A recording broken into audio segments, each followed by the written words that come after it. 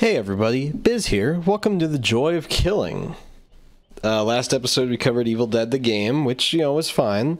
But I realized I should have started with Dead by Daylight, so I could actually, establish the format a little bit. So, with that, I would like to talk about how we're going to be doing some killing. I have a daily for Cenobite, so I'll go ahead and knock out a Cenobite match. He's one of my mains. And I'll talk a little bit about his build, and then we'll get started. For offerings, I always just bring whatever for extra blood points. I don't think offering matters that much. I'll use a hollow shell.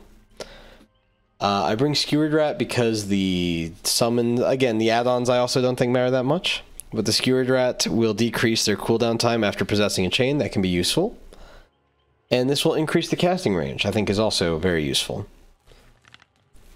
This build is pretty toxic, I think, so I'll explain it in order. So first we have Hoarder, because Hoarder is probably Cenobite's most important perk.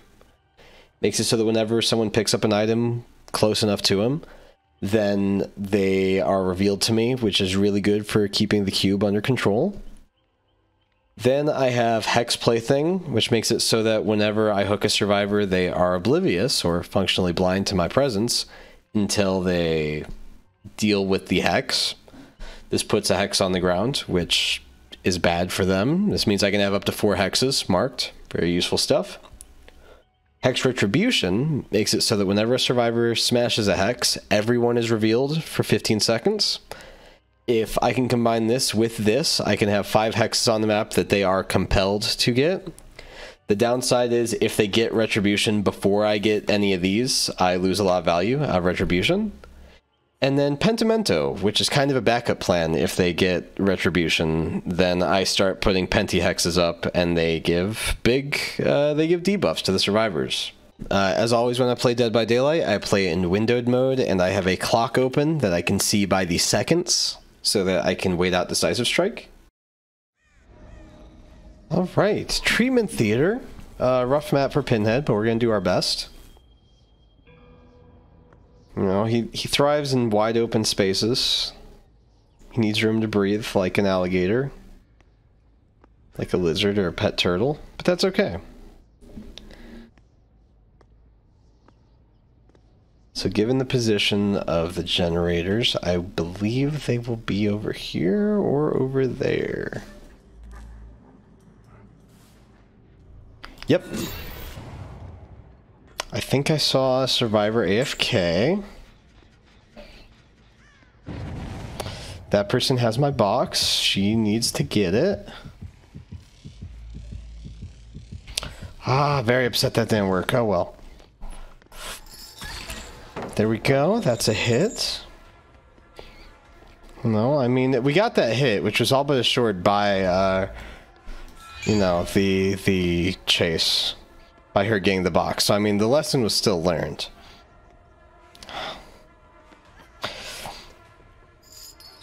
Oh, decent dead hard, but made her lose the pallet. She's being very interesting. Ooh, she might be a chase god. I might be screwing up by pursuing her. Yep, there she is.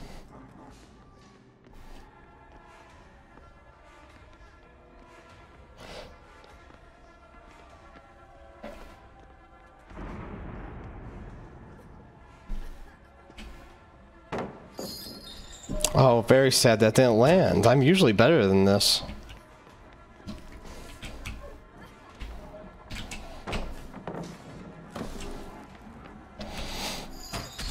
There we go. Whew, that was rough. Tell you what, you play the Evil Dead game for 5 days instead of this. You regret it on leg day. Okay, they got 1 gen in the box, but they don't have any hexes. And she threw down a lot of pallets. Okay, you're being weird. Like, you're clearly going to save. Yep. She's safe at 39. There we go. I'm not going to touch you because you have borrowed time, clearly. Yep, you're going to hang out in the pallet. Got you. See, I'm a pretty good killer, I think. This would be our second, well, I can get rid of another pallet. Our second plaything, so that's good. I'll tear your soul apart. Like, as you can see, hexes are starting to populate the map.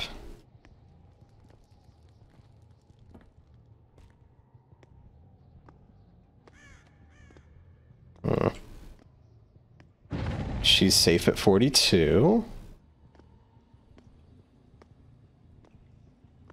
Not that one. Huh.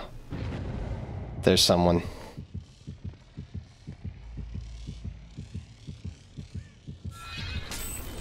Not quite early enough, but that's okay.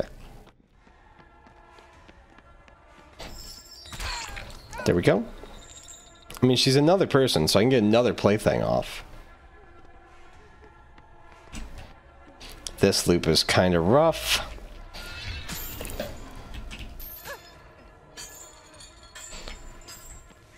She's gonna dead hard. Oh, no, she won't. Am I gonna get blinded? Nope. Okay. Here's a third plaything.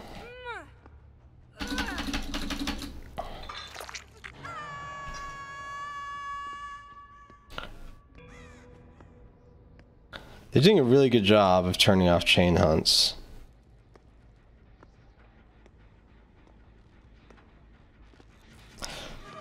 There you go, yep.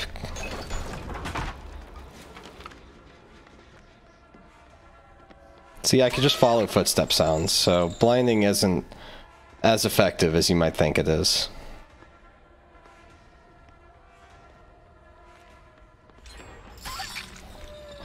Weird behavior. Right about now is when they save, so I will slap her when she saves. There we go.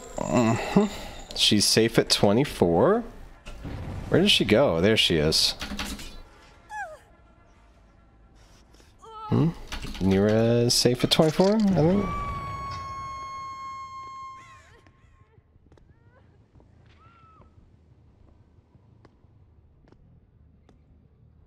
Kind of wild they still haven't gone for any totems this whole match.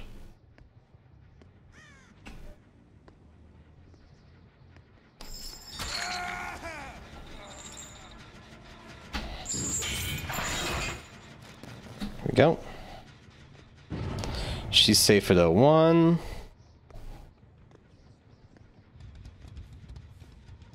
David's probably the chase god. There's the boon. I just heard someone right next to me. Oh, there she is.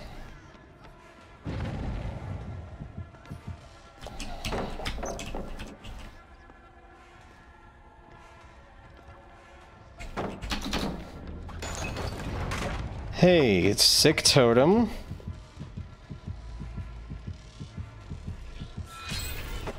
Get that interrupt off.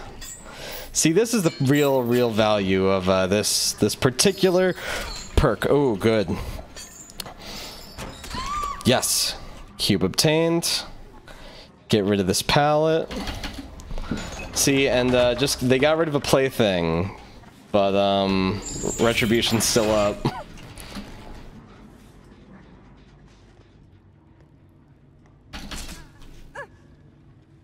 So once they get another, basically at this point, every time they get a hex, there's a, right now it's a 1 in 3 chance they actually turn off retribution. Which means they will probably protect themselves. But, oh, I hear that thing going off. Don't like that. There's someone. Thanks for coming to me. Safe at 39. There we go. See, this is what makes this build really fun. It's like a snowball build, you know? She's gonna get that off, and there isn't a ton I can do. Wait, maybe there is. She's not working the puzzle? Really? Okay, she's out. Like, I think I might let her have the puzzle. Because slapping this generator and turning on a Penti is more valuable to me. Of course, if she doesn't bother solving the puzzle, I don't really have to worry about that now, do I? You summoned me. There we go. I'll come right on top of her. I came. Nope. Wait, really? Really? He has sprint burst? That's so weird on David. I figured he would just take dead hard.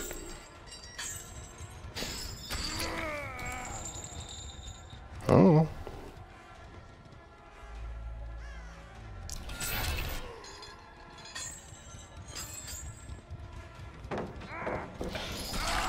Bam. Easy read. Very proud of that play, honestly. Like, God bless him for trying, but realistically, what else was he supposed to do in that situation, you know? I really didn't give him much choice. And now there's another plaything on the map. She's gonna solve the box, so I should just get onto her. You opened it. I came. And there we go. See, that's the value of plaything, is they don't know exactly where I am, you know? He's safe at 32. Bubba is, rather.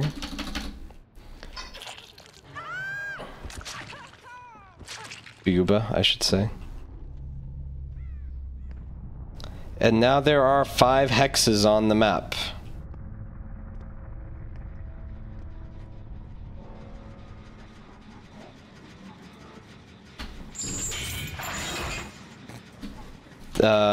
Three of which are doing nothing? Maybe, I'm not sure actually. There you are, David.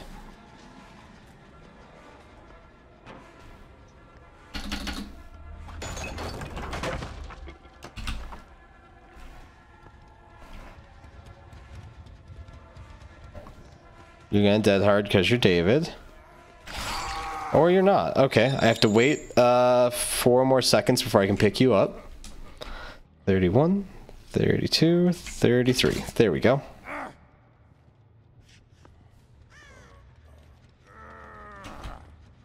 Oh, there's a hook right here. I should just put him on this.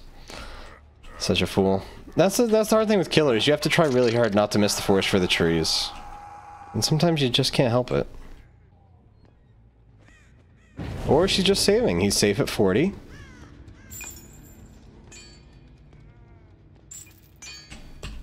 I see you.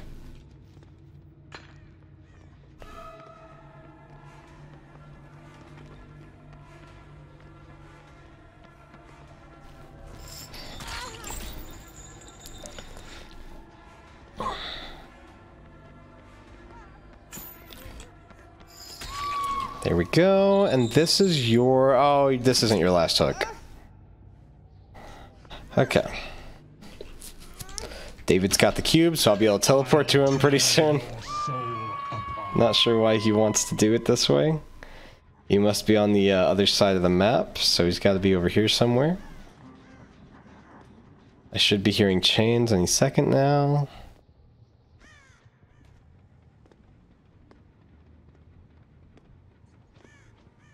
There you are. Weird that I didn't hear chains. Instead I heard, like, you know, the pain sounds. I think you're safe to touch? Yes. And that's how I play killer.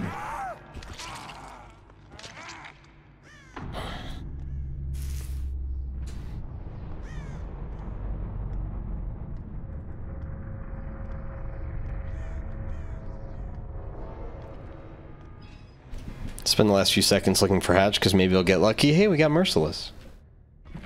Of course, got that daily. There we go. Nice and polite. Not quite a perfect game, but close. Like, the sacrifice was because they didn't save David quite early enough. Brutality. Surprised. Thought I would have got better for brutality. And yeah, if you look at survivors builds, you'll always see borrowed time. You'll often see sprint burst. Dead hard. Is there no decisive strike? I waited out decisive strike for nothing. Oof.